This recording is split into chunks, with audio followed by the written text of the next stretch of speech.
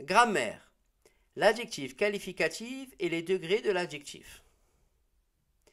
Un adjectif qualificatif est un mot qui se rapporte à un nom ou à un pronom pour en préciser le sens. Les fonctions de l'adjectif. Premièrement, l'adjectif peut être directement relié au mot qu'il qualifie. Il est alors épithète. Exemple, une magnifique mosquée. Ici, mosquée, c'est un adjectif qualificatif épithète. Il est directement rallié au nom. Deuxièmement, l'adjectif peut être séparé du mot qu'il qualifie par une virgule. Il est alors mis en apposition.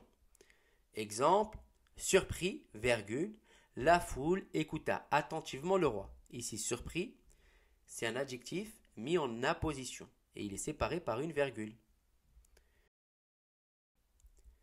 Troisièmement, l'adjectif peut être relié au nom ou au pronom qu'il qualifie par un verbe attributif, comme être, sembler, demeurer, avoir l'être, paraître, devenir, rester, passer pour. Il est alors attribut du sujet. Exemple, la foule était silencieuse. Ici, silencieuse, il est rattaché à un verbe attributif, donc c'est un attribut du sujet. Nous allons voir maintenant les degrés de l'adjectif.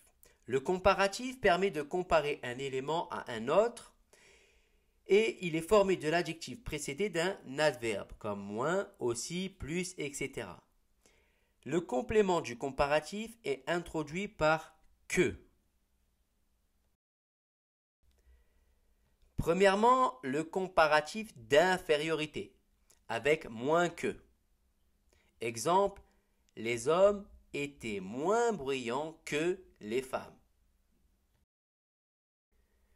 Deuxièmement, le comparatif d'égalité, aussi que. Exemple, les hommes étaient aussi bruyants que les femmes.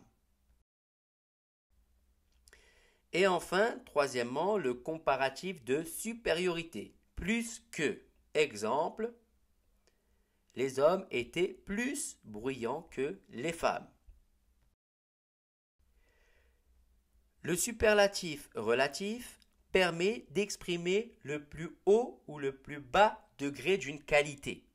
Il est formé de l'adjectif précédé d'un déterminant et d'un adverbe, plus, moins, etc.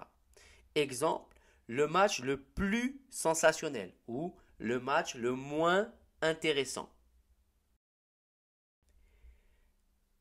Et enfin, le superlatif absolu.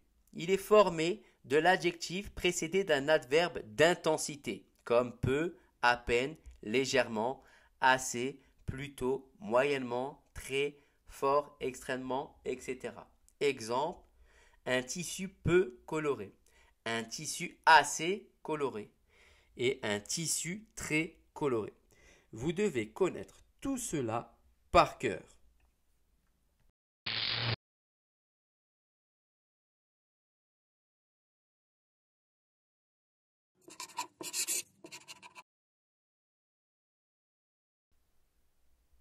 N'oubliez pas de mettre un j'aime sous la vidéo et de vous abonner à la chaîne.